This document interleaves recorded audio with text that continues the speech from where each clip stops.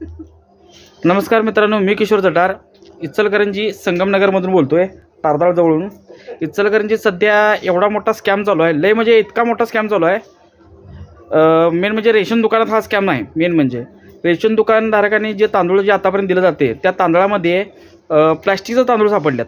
आत्ताच मी मोबाईल बघत बसलो होतो आणि हे बघा आमची मम्मी, नाही हे बघा याच्यामध्ये हे तांदूळ निवडत बसले आमची मम्मी.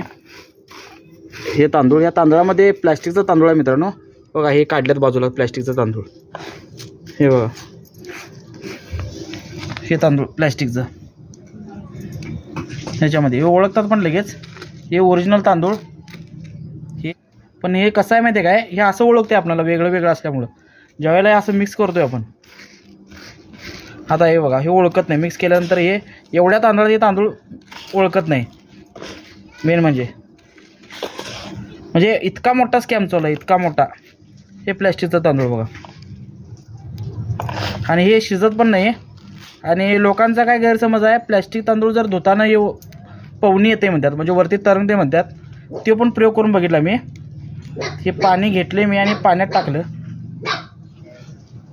हे पाणी घेतले, त्या पाण्यात टाकून बघतो मी. हे बघा हे पोवत पण नाही, खाली तळाला जाते. म्हणजे ह्याच्याप्रमाणेच बाकीच्या तांदळाप्रमाणे खाली जाते. हे इरगळत नाही, काहीच नाही. आणि टेस्ट पण याची प्लॅस्टिकसारखी लागते. म्हणजे इतकं सगळ्या लोकांच्या आरोग्यासाठी एक खेळ चालू आहे, आरोग्यापासून. मेन म्हणजे इचलकरंजीतल्या जनतेनं सावध राहिलं पाहिजे. मेन म्हणजे इतका लय मोठा स्कॅम आहे. आता किती किलो आणलेला आपण हे तांदूळ?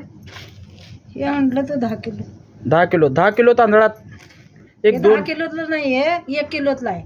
हां, 10 किलो तांदळात जर 1 किलो जर मिक्स जरी केलं तरी हे ओळखणार नाही.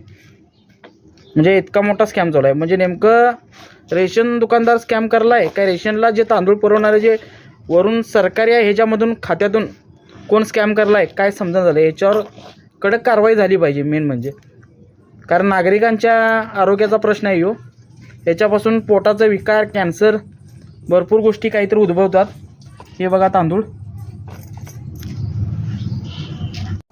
तर मित्रांनो, हा व्हिडिओ जास्तीत जास्त सर्वांना शेअर करा, जेणेकरून प्रत्येकाला याची माहिती भेटून दे. आणि कसं आहे माहिती आहे काय, रेशनचं तांदूळ जास्तीत जास्त गोरगरीबच खात असतात. आणि म्हणजे गोरगरिबांच्या आरोग्याचा जर हा प्रश्न जर त्यांना जर असा उद्भवणार असेल, आरोग्यासाठी जर हा खेळ जर होणार असेल, तर मेन म्हणजे असं जर आम्ही हे असेल तर ह्या सरकारचा निषेध करतो आम्ही.